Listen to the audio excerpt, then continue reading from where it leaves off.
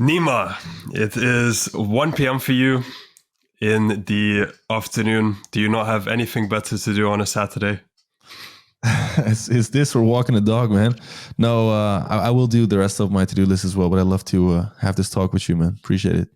Nice. And what is on that to-do list? And what have you done so far today? Checking some freelance campus videos of Dylan Madden, actually, and my own to-do list work-wise. So I work in conversion rate optimization. So basically, my to-do consists of my regular work and the campus homework and videos. Okay. So you say freelancing campus, but the one I saw from you was in the crypto campus. So Are you alternating between both campuses? Yeah. So that's the thing. So the crypto one is so I was in crypto since 2018, and obviously like anyone else made some mistakes. Then 221 made some wins. Then again, because you think you know everything, you make some mistakes. And I saw the HU campus, I believe, somewhere around 2022. Yeah. Summer, I believe. But that was when the crypto world was starting to deteriorate and get worse and everything. So I became aware of how little I actually knew and how much luck was also involved in some of my successes. So then I started, I think this was still when it was Discord. So then I started to go through the lessons and realize, okay, I've been doing a lot of stuff wrong, obviously. So then we made the shift to the real world, followed along. I have to say, I lost some time in between from Discord to the real world because at some point it was just not in my routine anymore. But even in that campus, they tell you, right, you gotta have money, make money, take money to then invest. So those two coexist for me. The freelancing thing, because I do that, I freelance, and with the money from that, you move back towards the crypto campus. Right. Okay, so let's go with how much have you made from the crypto campus that you can attribute to it, and how did it help you? So let me start off by saying it helped me not lose money as well.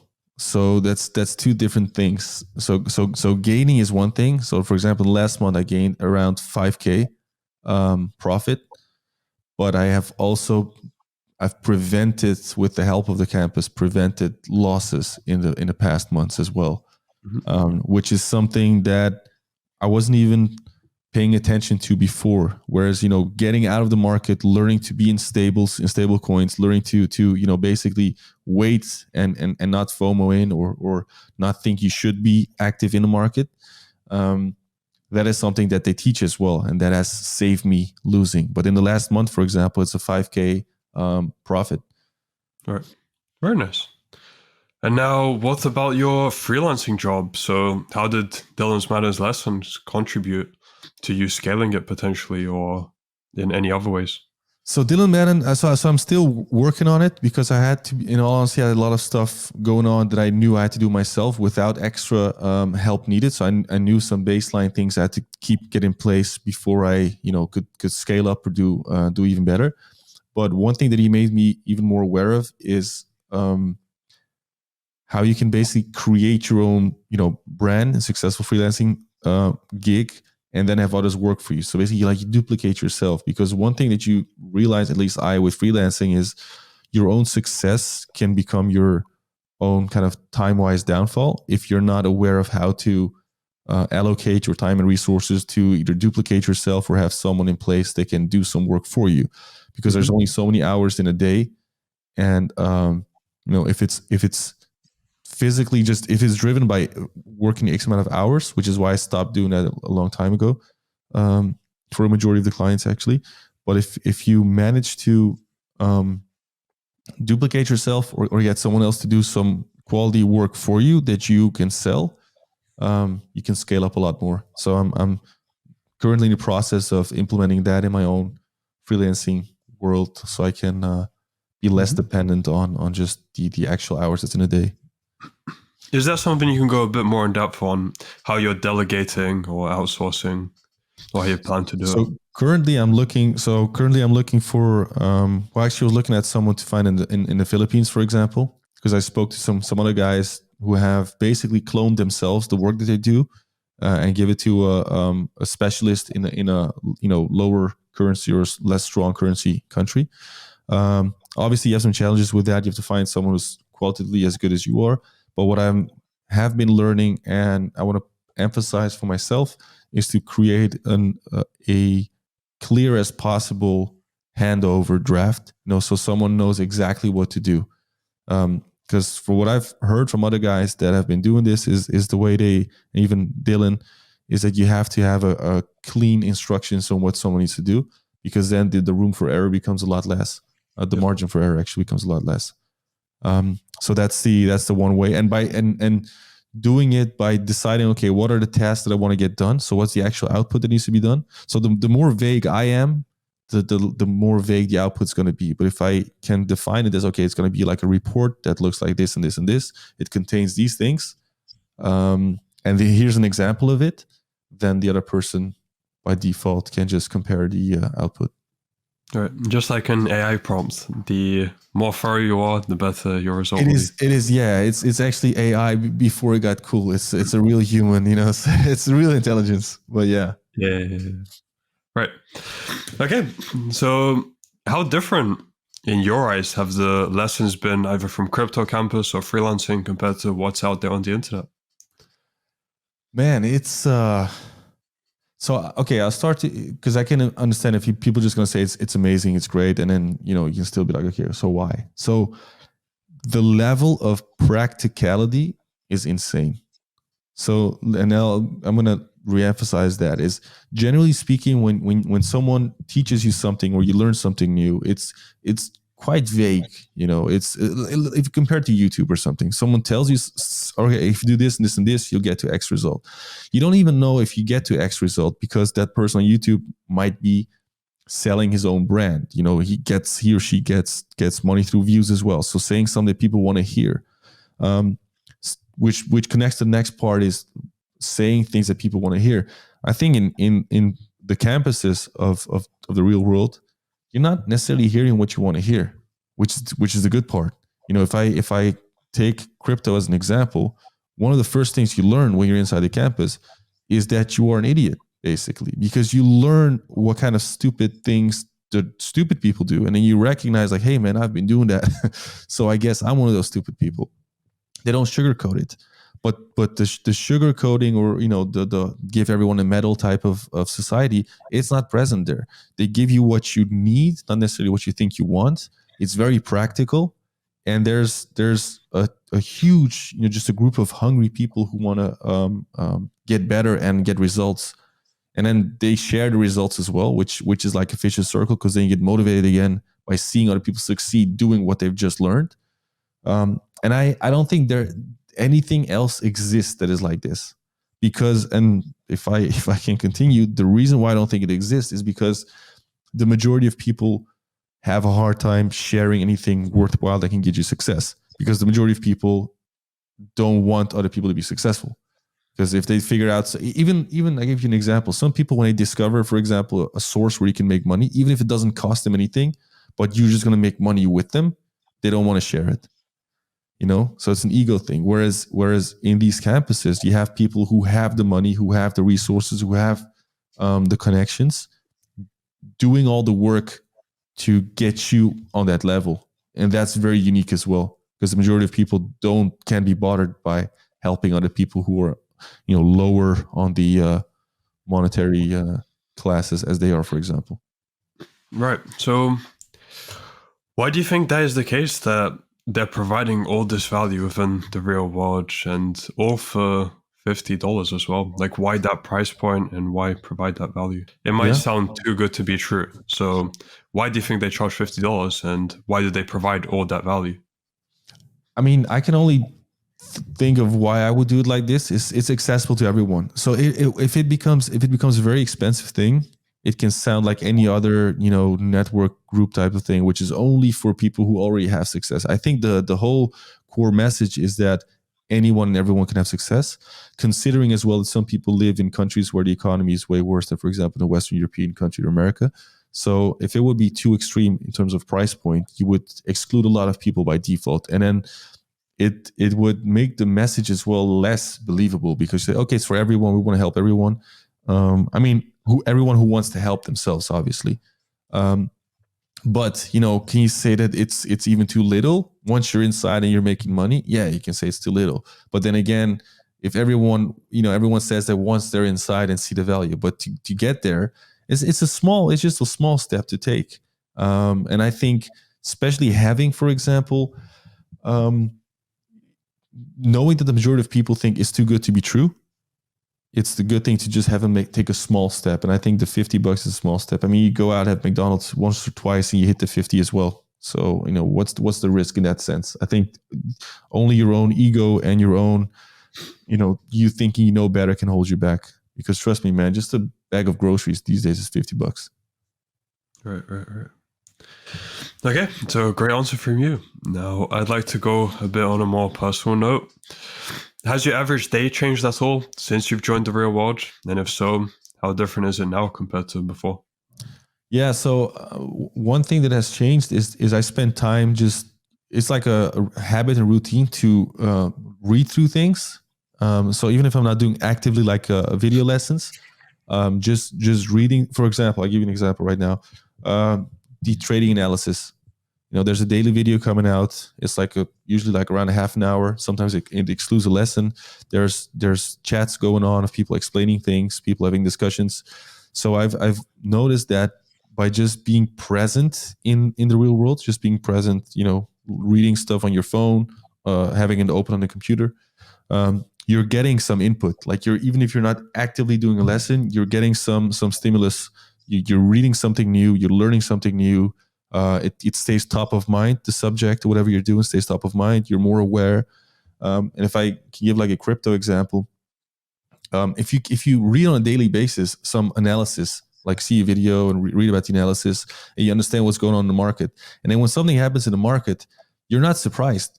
You're like, oh yeah, this is exactly what he was explaining that might happen right now because of this and this reason. So you start to be with 2 feet in the market, for example, if you take the crypto example, and the things that would usually surprise you will not anymore because you've made a daily habit out of it, just reading it. You just open the app as you would open any other app. You can, if you can scroll through Instagram, you can also just open the app of the real world. And same with, late at night, as I said, if you just open it, you at least can read through some things. Right.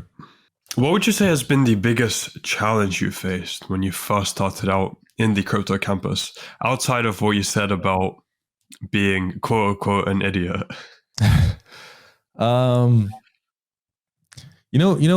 Like how kids are in a candy store.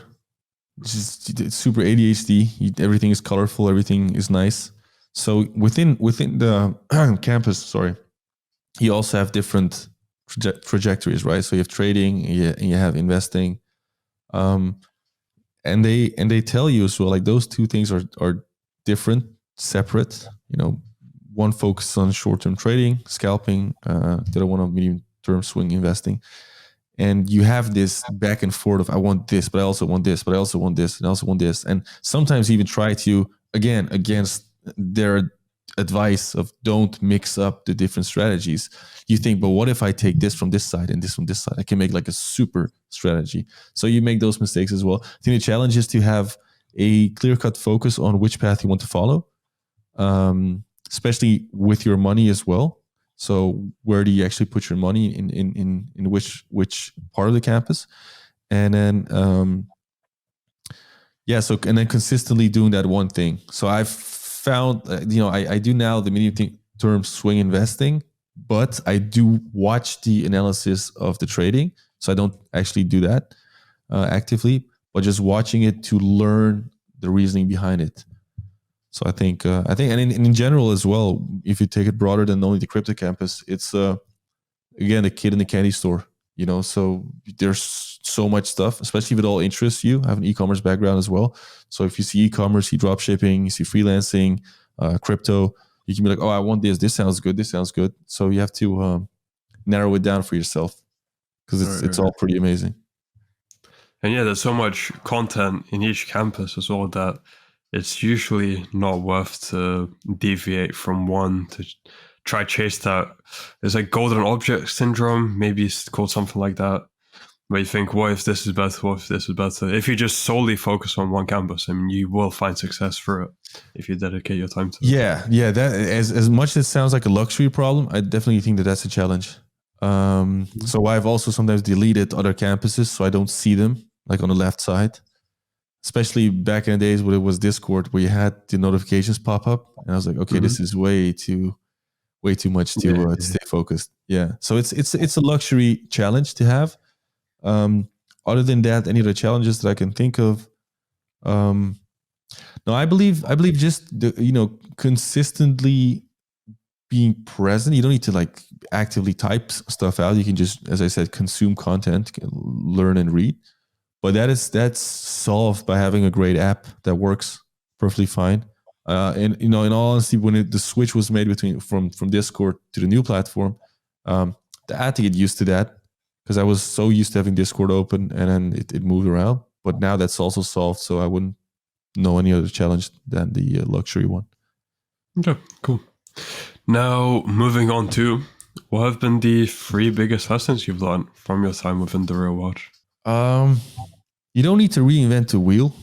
And that's, as cliche as it sounds, I believe and when I say we, I mean, I can say me, but I think people in general, we tend to try and do things, better, but we make it worse because we think we can reinvent it.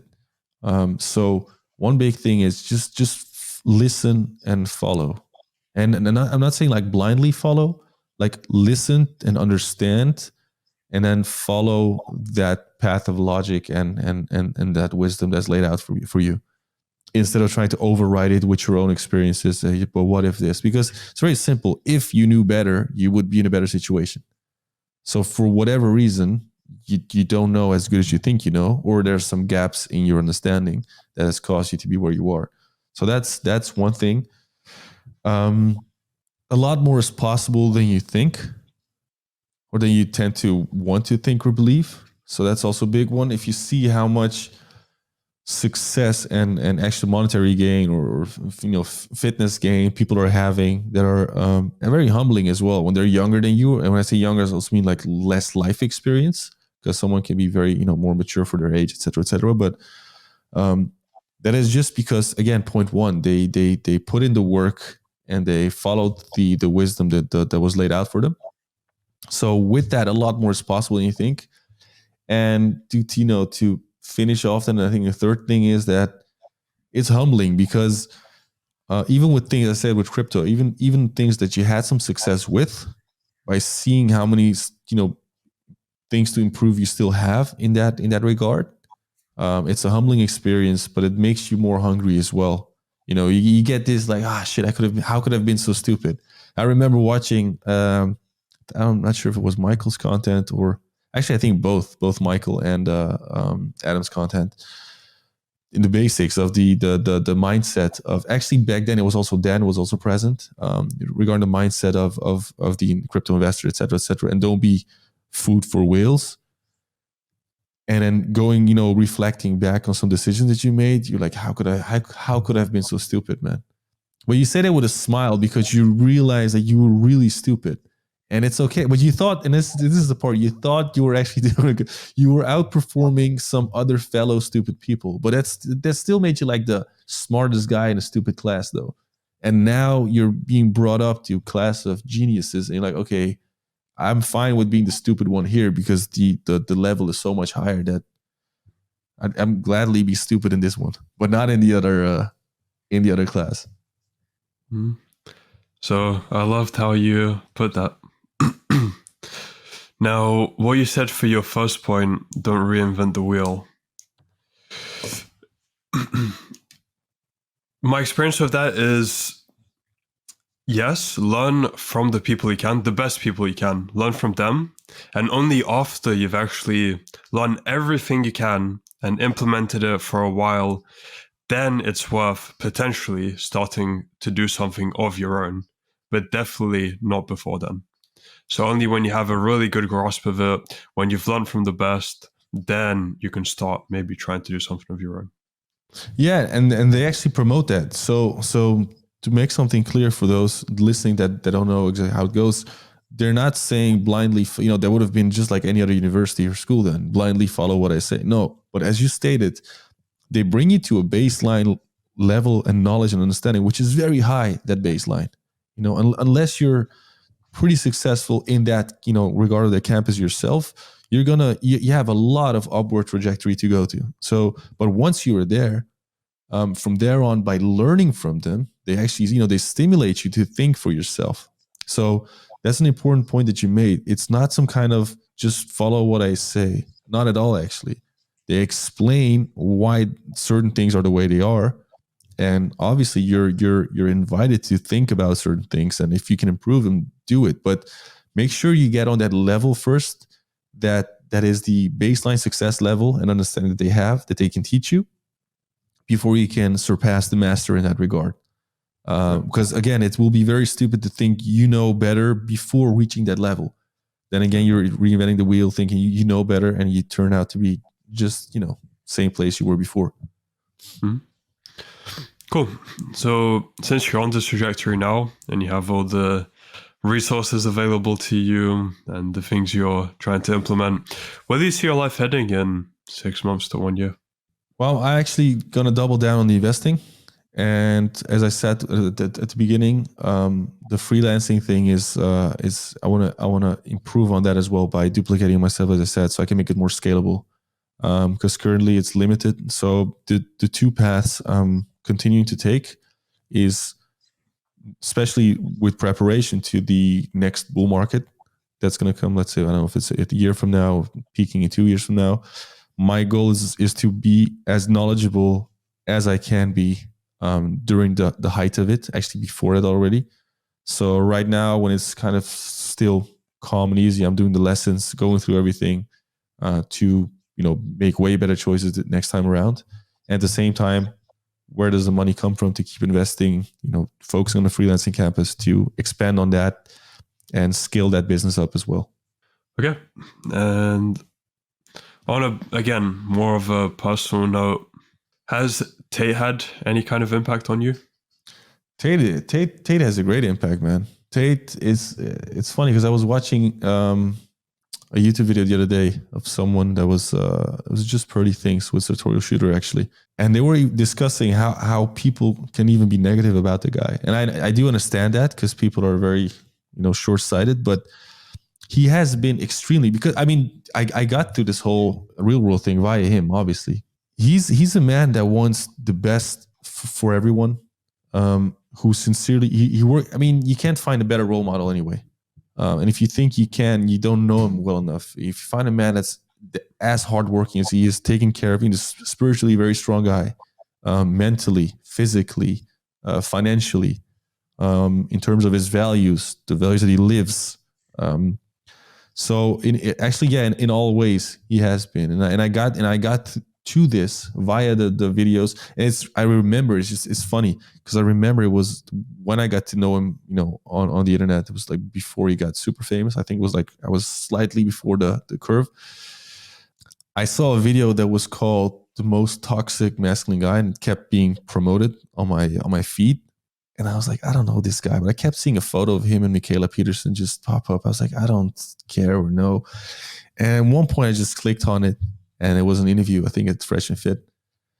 And I heard him speak, and I was like, is this toxic? This guy's, I agree with everything he says. Just tell me more. So I went into this rabbit hole of just like looking at all his videos. And at some point I was like, man, if this is toxic, I don't know what's healthy, because this guy's just speaking, self-accountability, being responsible, being mentally strong, spiritually strong, physically strong, making money, providing. I was like, okay, it resonates.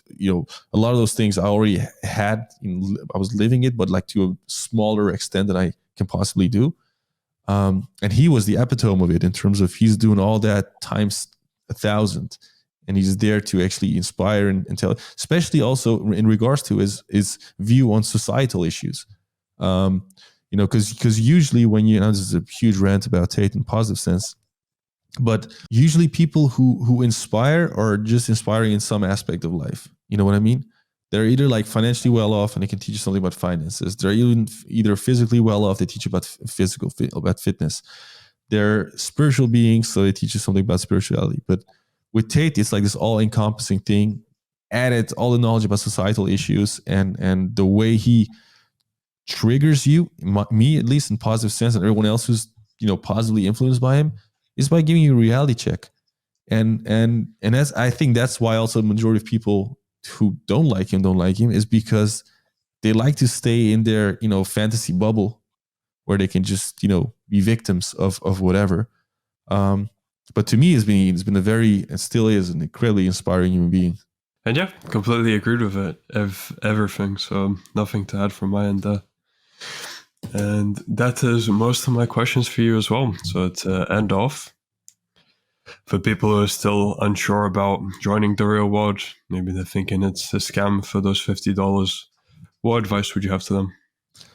First of all, you're probably scamming yourself a lot more by not doing it. But okay, it's subjective, so you can say that's not a good argument. But as I said, $50. Dude, chicken costs like 10 euros a kilo these days, man. It's like 5 times chicken. Don't eat chicken for 5 times, get it. It's like $50. You go out, you have one shitty date, you buy drinks for a grill, it's $50. So first of all, put it in relative perspective, even if you don't believe it. Especially, I mean, if you don't believe it, if you think it's a scam, which by now you got to be very hard-headed to think it's a scam if you see so many success stories pass by you and still like, imagine the effort you have to put in by interviewing so many people, getting screenshots together, getting testimonials together. You know how much money it costs and how much resources to fake this stuff. So it doesn't make sense to think that way. But let's say you're a special type of person and you think that way. Discover it. Go inside. Cancel after a month if you want to, but don't lie to yourself, because the majority of the people that would consider it a scam, they don't even believe themselves. I think they're just saying it to themselves to not take action so they can feel better about themselves. Like, oh, it's a scam. Sure, could be. Or maybe it's actually true, but you don't want to do it because then if you fail in life, it's your own responsibility. So be honest with yourself. And if you don't have the $50, you might want to make it so you can make more $50 later on. So that's a good reason. And if you do have it, but you'd rather spend on something else, then continue living your life. But realize that you calling it a scam with all this evidence and proof and people, getting success, is because you just don't want to, live in reality and you want to keep your own fantasy alive and stay safe in your little corner. And as I said, man, chicken is expensive. So just don't buy chicken for 1 month and you're there. You reduce gains a little bit to get more gains later down the line. Yeah, that's the thing though. I mean, if you need the money, then actually all the reason to enter. If you have the money and you think it's a scam, then it's just to finish it off. I think in general, it would be great if we would all be more investigative of things with beliefs as well. So listen to the opposite of what you usually think is true. Listen to the other side of the story. Try out some things that you think might be a scam. I'm not saying, enter your credit card details on a shitty website, but this is pretty legit. So yeah. And an interesting thing following up with that again is if it was a scam, there would be a big upfront fee, and then it wouldn't be a renewal service of, again, some cheap amount. Like it actually charge you upfront, scam people, and then that's it. But now you're retaining over 200,000 people every single month. So, I mean, surely they're doing something right. I mean, either this is the most elaborate and most overhead heavy scam that exists, hiring so many people to do this stuff, or it's legit. So it's, and if it was a scam, wouldn't you read more about it actually being a scam with proof rather than just people screaming with some thumbnails on YouTube saying it's a scam? And then, so what do you do for a living? Well, nothing. I'm just angry at stuff. Okay. Very credible. So, yeah, I mean, just, explore it and don't eat out for once and just buy it. Like it's as simple as that. Cool. So, Nima, appreciate your time. For people who want to find out more about you or contact you, what can they do so? I'll leave my Twitter. My Twitter is Moradinho. So it's Moradinho. And Yeah, that's where you can find me. Cool. So I'll add that to the description of the video. And I look forward to doing a follow-up with you in maybe 3 months or so, just to see how things scale. Maybe you have a new business idea and now you're making 6 figures a month. Oh, that would be We'll great. have to see, eh? Yeah. That'd be great. And lose some weight as well, man. I mean, then again, it's Nah. because it's gonna All be fun. good. All good. So, wish you all the best, and yeah, speak next time. Thank you, man. Appreciate it.